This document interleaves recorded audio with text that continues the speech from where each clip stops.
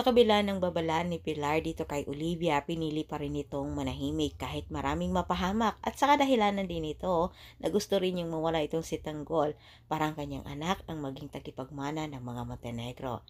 Sa kabilang banda, sa totoong nalaman din ni Santino ay nagawa pa rin itong ituloy ang kanyang misyon, buhat itong si Lucio ay parang si Lucifer na sa tabi lang niya.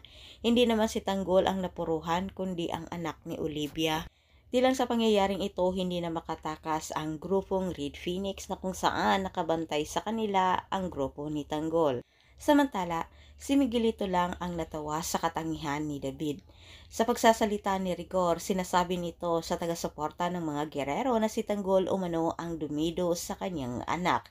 Habang itong si Miguelito sa likod ay natutuwa sa mga nalaman nito na si Rigor ang tatay ni David.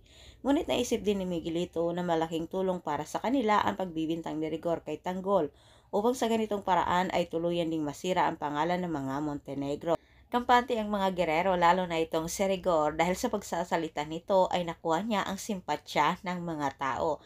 Ngunit hindi maiwasan ni Rigor na may isang taong sumikit at binaliktad nito ang tanong sabay sabi na sa kanilang dalawa umano ni Tanggol sa kay Tanggol umano sila maniniwala dahil si Rigor umano ang masama. Sa kabilang banda, naituloy mga ng Red Phoenix ang kanilang misyon. May napapahamak din, ngunit bigo din silang itumba itong si Tanggol dahil hindi ito napuruhan.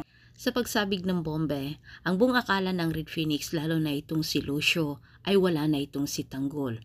Ngunit hindi kaagad sila umalis at binabantayan nila ang bawat mangyayari at napag-alaman nila mula sa mga tao na itong si Tanggol ay ligtas at ang anak ni Olivia ang napuruhan. Sising-sisi itong si Olivia dahil nanahimik siya. Nangyari na ang kanyang kinakatakutan na wala ang kanyang anak. Siya ang nagbabayad sa pananatili nitong paglihim dito kay Tanggol. Hindi niya pinapaalam ang gagawin ng mga Guerrero. Sa ginawa ng mga Guerrero dito kay Montenegro, mas lalong bumango ang pangalan ni Tanggol at napapatunayan na totoo ang sinasabi ni Fatima sa mga tao na si Miguelito ang totoong dumedo kay David para manahimik itong si Tanggol kaya nila ito gustong itumba. Antabayan ninyo ang susunod kong update.